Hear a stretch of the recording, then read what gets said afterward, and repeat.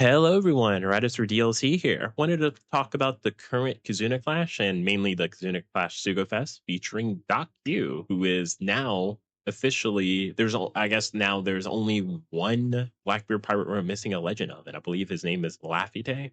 It's the guy who does we don't know it's devil fruit. We don't even know if he has a devil fruit, but he has like wings. He's one of the original, I believe, five Blackbeard pirates. Who's but getting away from the topics, one, I want to preface this. This current Kizuna Clash is really hard. If you have these characters, it's gonna make it easier, but it still is gonna be a pretty hard Kizuna Clash. I'm will be trying to do videos on how I'm trying to tackle them and stuff. Two, this is like probably the most important thing about this video. Like anything else I'm saying is like this you need to keep in mind. We are a little over a month away to the game wide, the Japanese anniversary. That's going to be in May 10th, May 11th. So that means that from here till that time, you really should be saving your gems. Like I would say, if you're going to summon, you basically you're going to summon here, you're going to summon on the end of month batch, or you're planning to just finish off your worldwide anniversary summons. I do not mind which one you choose. The thing is though is one of those I don't think one you should do all three of those. Like if you're going to summon, pick one of those banners and then do like 4 to 5 multis and that's it. You really should be saving during this period, this whole month. No one should be summoning at all any banner upcoming in the month of April. And honestly, for a lot of people, this is a skip banner. I will say that the characters on this banner are actually pretty good, not just for Kizuna Clash. Like I will say, if you have Blackbeard Kuzan, which is probably the most important thing about these characters, you really, really do want to have Blackbeard Kuzan, or at least a Blackbeard legend for these characters. Um, if you do not, then all of a sudden, I'm gonna say, if you do not have Blackbeard Kuzan, and you do not have a lot of the Blackbeard legends, I would probably say skip this banner. Even though these characters are going to be good for the current Kazuna Clash, I don't see much value for you to summon, especially because we're so close to the anniversary. I'll go over the characters kit really quick. Doc Q is the legend. He's pretty good. His really unique thing that he has in his two unique things he has in his captain ability is he has a very old mechanic, and it states here, after he boosts his attack further by 1.5 after characters attack at a good or better in order of int, quick int. This is a very like ancient, archaic mechanic. Not a lot of characters have this type of mechanic. So take this as you will. I know some people that love this, some people just think it's like, oh, we're really doing this now. But he has like this right here also is if a Blackbeard pirate basically outside of, I don't think he counts himself on here. No, he doesn't. But pretty much any Blackbeard pirate, if they do a special, he boosts the attack of the next final tap performed by a crew by 25%, up to 4 times per quest. So that means 200%. I'm just gonna say this now. This is so much better than Garb Kobe because Garb Kobe is basically, we want you to keep using your switch. Like that's why their switch gauge is so high. It's because they want you to constantly keep switching to stack the final tack boost, the final tap. Which again, I'm not a big fan of the final tap boost. I don't really like when characters try to do this, but it makes sense for a Kizuna Clash character who a lot of their mechanics are them trying to boost as much damage out of these characters. And then the really unique thing is if you have 3 or more Blackbeard pirates on the crew, he reduces crew's spare duration by 10 turns, and he makes bomb/S bomb slots deal 0 damage. This is really good, especially if you're fighting against an enemy, and they have a good or great barrier, and you just have a full row of bomb slots. You don't have to worry about dying because of this guy's captain ability. I don't feel like you're going to be using this guy as a captain often, but it's pretty good. The special is pretty good too. He reduces resilience and attack down by 6 turns. He boosts quick and base attack by 1750. He changes blocks to bomb slots, and if crew HP is 30% below, or you have 3 Blackbeard parts, he applies weakened status. He also further increases damage by 1.3 to all enemies for 1 turn, and then he also has one of those support base abilities If you have an int support applied on him, he applies 50% damage reduction to enemy for 3 turns, and then he reduces damage taken by 80% for 1 turn. If you have a quick type, he sets chain multiplier, or he boosts the chain multiplier by 1.4 for 1 turn. So pretty good. His super class, he gives reduces quicken and character special charge by 2 turns, reduces damage taken by 80% for 1 turn, changes crew's attack multiplier of quick bomb slots to 3 times, which is really good considering his special gives you bomb orbs. And then you could perform super tandem on recovery and bomb slots. And he also, strangely enough, changes free spirit to super free spirit, which again, like I think he's the only Blackbeard pirate in the game that has free spirit as a category. He has a final tap, but it's not nothing particularly good. Though it makes sense that, like, again, I hate to be taking pot shots at Garb Kobe, but Garb Kobe, a character who a lot of the mechanics are boosting final tap, they don't have a final tap. This guy's like, hey, he has a final tap, guys. Like, oh my goodness, they actually thought this through. But he's a pretty good character, nothing mandatory. The support character, Van Ogre, is pretty good. His support ability, which is like the main reason why you're summoning for him, is if the supported character uses special to boost attack or apply additional chain multiplier boosts, he reduces crew's attack down duration by 3 turns, reduces all enemy defense up duration by 3 turns.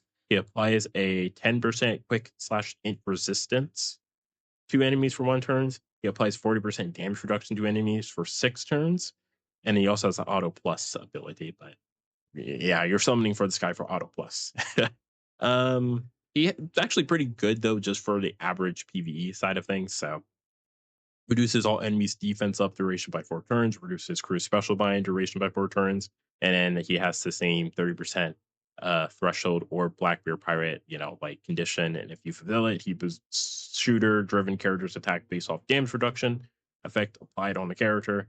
So I will say this guy, as well as the Burgess I'm about to go over, they are very dependent on if you have Blackbeard Kuzan. So that's why I said, like, if you do not have Blackbeard Kuzan, you are not getting a lot of these characters' abilities. You're not using them at their full potential.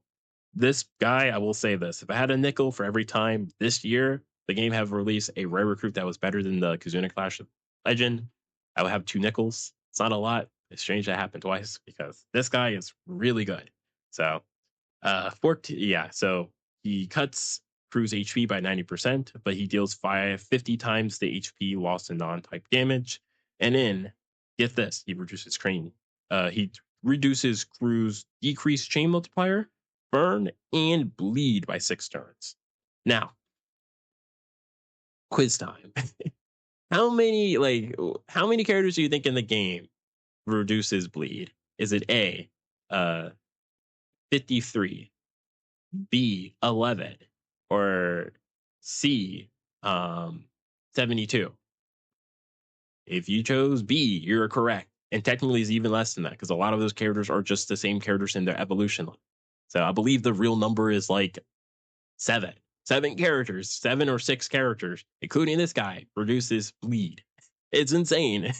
This is such like, and this is not like the damage reduction based off orb where, that is a very rare debuff. It's nice to have someone to get rid of it, but you're not running into it often. Like, it's very rare. This is like a somewhat common like I would say uncommon debuff, actually, bleed is. So like the fact that he gets rid of this already is like insane. And his other abilities: if enemy is immune to status effects when specialists launch, he boosts his Striven and fighters characters attack by 2.5 for 3 turns, and then after that, increase all enemy damage taken by 2.25 for 1 turn. You have 3 or more Blackbeard pirates on the crew. Activate HP guard of 75 of effect for 1 turn, and he sets chain multiplier minimum value to 2.25 and maximum of 15 for 1 turn. The fact that he does all of this, this is a, like, I will say, if you have Blackbeard Kuzan, if it wasn't that we were so close to anniversary, I would say this is like a must run for that team. He does so much for them. The fact that he creates a HP guard, that means that the second passive or the secondary ability, Blackbeard Kuzan special, where if you have a HP guard active, when you pop their special, they get additional buffs. You have a crewmate that does it for you now. So amazing, amazing character. I honestly think this guy is better than the Doc Q. You're not really running using his support ability. Honestly, it's just generic. His super type also does heal the crew by 50 percent of their max HP and changes into super int, which is good because almost all of the literally outside of the support character and Doc Q, almost all of the legends of the Blackbeard Prize, almost all of them are int.